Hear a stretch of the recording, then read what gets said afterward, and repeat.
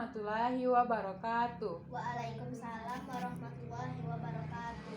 Baiklah adik-adik, perkenalkan di sini Kakak Repanopenti. Baiklah, hari ini kita akan bercerita tentang Nabi Daud dan seekor ular. Apakah adik-adik sudah pernah mendengar cerita ini? Belum. Nabi Daud ini merupakan nabi yang wajib kita ketahui dari 25 nabi yang ada. Dan ternyata Nabi Daud ini mempunyai garis keturunan dari Nabi Ibrahim, tepatnya keturunan ke-12 dari Nabi Ibrahim. Nabi Daud ini sangat terkenal akan kedisiplinannya. Saking disiplinnya, ia membagi 3 waktu di dalam hidupnya. Yang pertama yaitu untuk beribadah, yang kedua untuk keluarga, kemudian untuk menuntut ilmu. Di segi hukum, ia sangat terkenal akan kebijaksanaan dan keadilannya.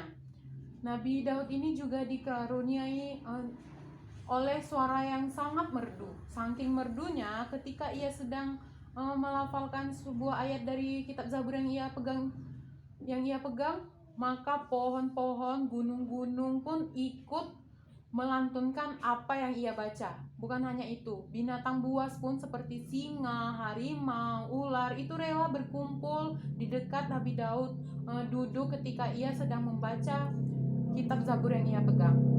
Nah, saking merdunya suaranya ini, suatu hari ketika Nabi Daud sedang membaca kitab Zabur, ia sedang duduk membaca kitab Zabur di suatu tempat. Nah, lewatlah seekor ulat.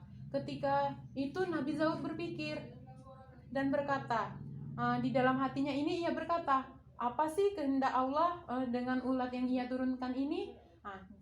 Ternyata dengan kekuasaan yang dimiliki Allah, ulat ini dapat menjawab apa yang ada di dalam hati dari Nabi Daud ini. Apa yang Nabi Daud ini pikirkan tadi. Dan seekor ulat ini tadi dapat menjawab pertanyaan Nabi Daud ini tadi dengan menggunakan bahasa manusia.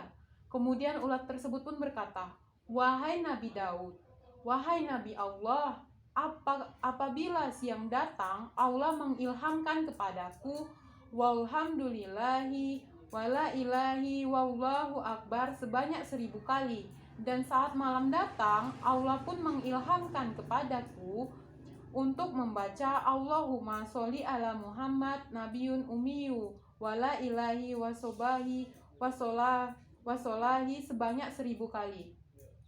Nabi Daud pun terdiam setelah ulat tadi berkata sedemikian rupa. Nabi Daud berpikir, kenapa ia bisa meremehkan seekor ulat ini tadi? Kemudian di keterdiaman Nabi Daud ini, si ulat berkata lagi. Lalu ia berkata kepada Nabi Daud, wahai Nabi Allah, apa yang engkau katakan kepadaku agar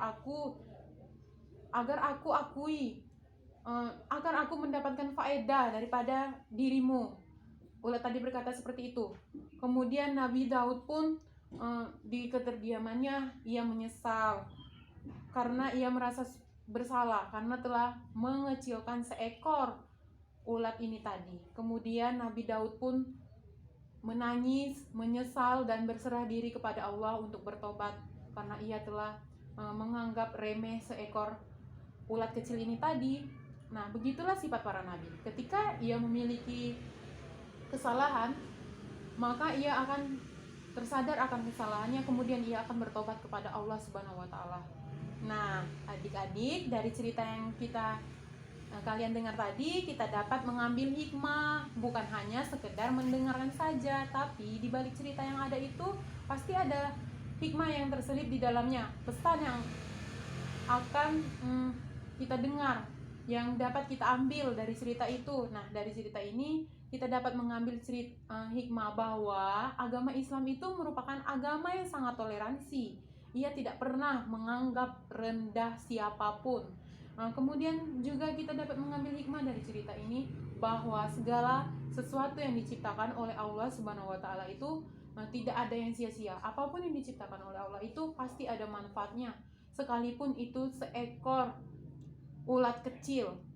Sampai-sampai ia diberikan karunia kan, dapat berbicara, kemudian ia dapat berzikir, sampai Nabi Daud ini pun merasa menyesal karena telah mengecilkan. Jadi kita tidak boleh mengecilkan apapun itu. apapun yang ada di muka bumi ini kita harus hargai, tidak boleh mengecilkan apapun itu bentuknya, bagaimanapun rupanya. Dan kita juga dapat mengambil hikmah bahwa kekuasaan Allah itu benar-benar ada. Kita harus yakin. Dapat kita lihat ketika ulat tadi dapat berbicara, itu karena apa? Karena kekuasaan Allah Subhanahu wa taala. Nah, mungkin itu saja yang dapat Kakak sampaikan dari cerita Nabi Daud dan ulat ini. Semoga dapat bermanfaat untuk adik-adik sekalian. Mungkin untuk minggu selanjutnya kita akan mengambil cerita dari kisah Nabi atau kisah Islami lainnya. Kakak akhiri, wassalamualaikum warahmatullahi wabarakatuh.